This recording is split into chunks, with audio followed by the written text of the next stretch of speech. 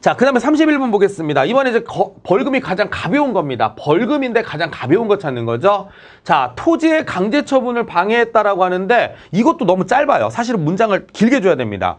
불이 났거나 번질 우려가 있는 소방 대상물 및 토지에 대해서 강제 처분이겠죠. 근데 여러분들 그냥 난 잘 모르겠고 강제 처분 나왔다 그러면 기본적으로 우리가 배운 거는 3년 3천이었어요. 그래서 3천만 원 이하의 벌금. 이거 체크하시면 안 되겠네요. 꽤나 비쌉니다. 개폐장치 기억나세요? 개백. 그렇죠. 이거는 개백. 100만 원 이하의 벌금이죠. 100입니다. 자, 비상소화장치. 자, 여기가 바로 뭐냐면 비상소화장치가 있고 굉장히 머리를 많이 쓰셨어요. 여러분들 헷갈리게 하려고. 소방용수시설도 있습니다. 효용을 해친 자 그랬죠? 와, 이건 되게 비싸잖아요. 그죠? 얼마였습니까? 5년 이하의 징역 또는 5천만 원 이하의 벌금. 그러니까 여러분들 보세요. 문제만 가지고 공부하시면 안 된다니까요. 왜냐하면 원래 되게 긴 조문 안에는 그러니까 소방용수시설이나 비상소화장치를 정당한 이유 없이 사용하거나 효용을 해치거나 사용을 방해 이렇게 나오거든요. 근데 문제 낼 때는 그거 하나씩만 뺏어내잖아요. 그러니까 이거를 기출문제 펴놓고 요거 외우고 요거 외우고 요거 외우고 해놓고는 이거랑 왜 같지? 이렇게 해버리면 안 된다는 얘기죠. 조문이 머릿속에 들어가 있는 상황에서 이걸 보면 이 긴 지문에서 요것만 빼냈구나. 이런 식으로 공부를 하셔야 된다는 겁니다. 그러니까 너무 여러분들이 기출문제만 외워서 가려고 하시면 안 된다는 얘기예요. 제일 좋은 거는 기본서 내용을 숙지하고 계시는 게 사실은 제일 좋죠. 우리는 연습을 하는 거니까요. 자, 어쨌든 간에 가장 가벼운 건 아닐 것 같아요. 이것도 되게 셉니다. 그죠? 자, 관계인의 정당한 업무를 방해한 화재조사 공무원 아시죠? 공무원인데 관계인의 정당한 업무를 방해했다. 그럼 이거는 300만 원 이하의 벌금이죠. 그럼 이 중에서 가장 가벼운 거니까 누굽니까? 100만 원이겠네요. 그죠? 그래서 31번의 답은 2번을 체크해 주시면 되겠습니다. 31번의 답은 2번입니다. 자, 그 다음에 요 32번입니다. 32번은 다른 건 잘 모르겠고, 자, 이런 게 나와 있습니다. 쭉 읽어봤더니, 이게 바로 그거예요. 아까 전에 우리가 공부할 때, 제가 왜 개폐장치가 2개가 있다고 그랬어요. 수도꼭지를 여는 거, 이거를 방해하는 것도 문제가 되고, 가스나 전기나 유류 같은 거를 차단하려고 하는데 그걸 방해하는 것도 개폐장치랑 관련돼 있는 거라 그랬잖아요. 근데 아까 공부하는 그 내용, 조문 정리된 것은 뭐라고 돼 있냐면 27조 2항에 따른 긴급 조치를 했다. 이런 말 나오잖아요. 그거를 쫙 펼쳐놓은 겁니다. 이게. 자, 보겠습니다. 딱 보시면 이런 얘기가 나오죠. 소방기본법상 화재 발생을 막거나 폭발 등으로 인하여 화재가 확대되는 것을 막기 위하여 이거잖아요. 가스, 전기 또는 유류 등의 시설에 대하여 위험물질의 공급을 차단하는 등 필요한 긴급 조치를 했다. 그럼 제가 뭐라고 하라 그랬죠? 긴급 조치라는 말이 나오면 이거는 개폐장치를 생각하는 게 제일 여러분들이 정확하다 그랬습니다. 개백.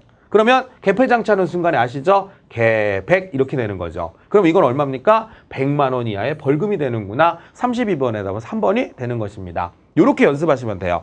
그러니까 여러분들 보세요. 막연하게 외우기 힘드시니까 제가 이런 식으로 팁을 드리는 거예요. 긴급조치? 원래 긴급조치권 안에는 수도의 개폐장치나 가스전기 유류의 개폐에 관한 내용이 나오거든요. 이렇게 외우셔도 됩니다. 그래서 답은 3번을 체크해 주시면 되겠습니다. 자, 그 다음에 이제 33번 보겠습니다. 자, 33번 보시면은요, 또 이제 여러 가지가 내용이 나오는데, 자, 이거는 제가 딱 이 말씀을 드리기 양벌규정이라는 겁니다. 양벌규정. 자, 양벌규정이 뭐라고 하냐면요, 이렇게 생각하시면 돼요. 양벌규정이 뭘까요? 양쪽 다 벌금을 준다. 자, 뉴스 같은데 이렇게 나오는 거예요. 자, 무슨 공장을 이렇게 화재 예를 들어서 이렇게 단속을 해봤는데 종업원이 이러이러한 위반을 해서 종업원에게는 300만 원의 벌금을 부과하고 그 회사 측에도 100만 원의 벌금을 부과했다. 이렇게 얘기를 하는 겁니다. 그럼 우리는 이렇게 생각을 하죠. 아니, 종업원이 위반해서 300만 원 벌금 냈는데 회사가 또 왜 내지?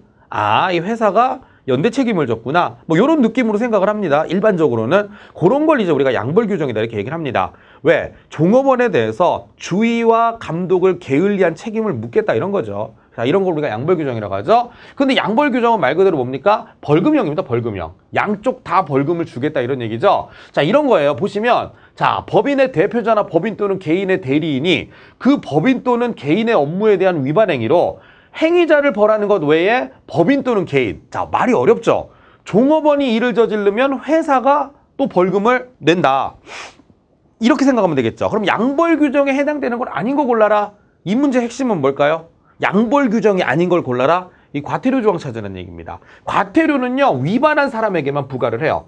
이거는 양벌 규정이지 양과 규정이 아니거든요. 그래서 뭐 그런 거죠. 그래서 양벌 규정에 해당되는 게 아닌 건 과태료 조항을 찾아라는 거죠. 자, 예를 들어 보겠습니다. 구조 구급이 필요한 사항을 거짓으로 알린 사람이죠. 이거는 500만 원 이하의 과태료예요. 그러면 요 일을 한 사람에게만 부과를 하는 겁니다. 그 회사에다가 부과하는 건 아니겠죠. 그 사람이 속해 있는. 그래서 답은 일단 1번이 되는 것이고요. 그러나 이거 한번 보세요. 화재가 발생을 했는데 또 강제처분이 나왔죠. 불이 난 그림이 그려지고 강제처분이란 말이 나오면 이거는 3년 이하의 징역 또는 3천만 원 이하의 벌금에 처하는 것입니다. 벌금이니까 요거는 이제 양벌 규정이 적용이 되겠죠. 자, 세 번째.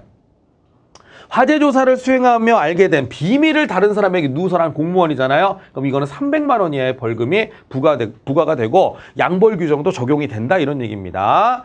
자, 그리고 이거 나오네요. 화재 경계지구 안에 소방. 이게 맞죠. 화재 경계지구 안에 소방특별조사를 기피한 사람이죠. 이거는 이제 100만 원 이하의 벌금이 되는 것입니다. 그럼 이것도 벌금 조항이고 이것도 벌금 조항이니까 지금 2번, 3번, 4번에 대해서는 전부 다 양벌 규정이 적용이 될 수가 있다는 거예요. 그래서 33번의 답은 1번을 체크해 주시면 되겠습니다.